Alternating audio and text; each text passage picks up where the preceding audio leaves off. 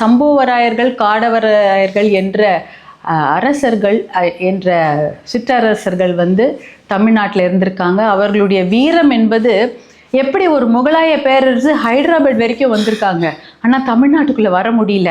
அதற்கு முக்கிய காரணம் இந்த சம்புவராயர்களும் காடவராயர்களும் அவர்களுடைய வீரமும் தான் அதற்கு முக்கிய காரணம். ஹைதராபாத் வரைக்கும் தான் அந்த முகலாய பேரரசு வர முடிஞ்சது, தமிழ்நாட்டுக்குள்ளே நுழைய முடியல.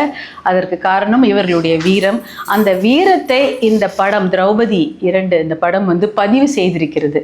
இதை வேற எங்கேயுமே நீங்கள் பார்க்க முடியாது, இதை தெரிஞ்சிருக்கவே முடியாது.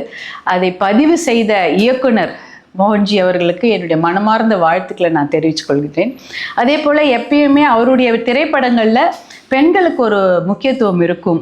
நேர்மையும் துணிச்சலும் கொண்ட ஒரு வீர மங்கைகளை தான் ஒரு கதாபாத்திரமாக, முக்கிய கதாபாத்திரமாக அவருடைய திரைப்படங்கள் இருக்கும்.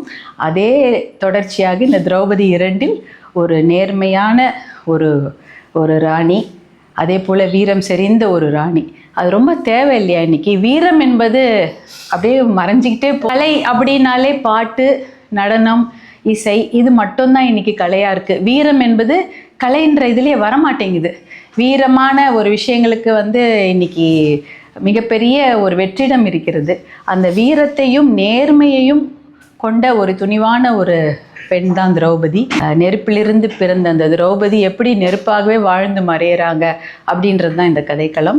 அந்த கதையை இவ்வளோ அழகாக ரொம்ப நல்லா எப்படி சொல்கிறதுனா, அதை ஒரு நேர்த்தியாக ஒரு வரலாற்று பின்னணியில் அதை கொண்டு கொடுத்துருக்குறாங்க தயாரிப்பாளரும் இயக்குனரும். அதை விட அதில் நடித்த அத்தனை நடிகர்களை பற்றி சொல்லியே ஆகணும். இசையாக இருக்கட்டும், ஸ்டண்ட் சீக்வன்சஸ் பார்த்திங்கன்னா நல்லா இருந்தது.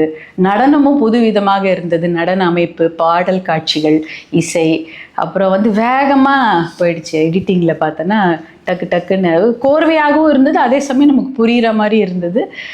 ரொம்ப நல்லா இருந்தது. அதுவும் நடித்தவர்கள்லாம் எப்படி சொல்கிறதுனே தெரியல, அந்த கதாபாத்திரமாகவே வாழ்ந்துட்டாங்க. கதாநாயகன் கதாநாயகி மட்டுமல்ல, அரசர்களாக நடித்தவர்களும் ஒரு எல்லா கதாபாத்திரமே ரொம்ப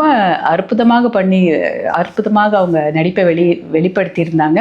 அதை அவர்களுக்குள்ளே இருந்த அந்த நடிப்பாற்றலை வெளிக்கொண்டு வந்த இயக்குனருக்கும் இந்த கதைக்களத்திற்கு ஏற்றவாறு இதை தயாரித்த தயாரிப்பாளர் சக்கரவர்த்தி அவர்களுக்கும் எங்களுடைய மனமார்ந்த வாழ்த்துக்களையும், இந்த படம் மிகப்பெரிய வெற்றி அடைய எங்களுடைய மனமார்ந்த வாழ்த்துக்களை நான் தெரிவித்துக் கொள்கின்றேன். நன்றி, வணக்கம்.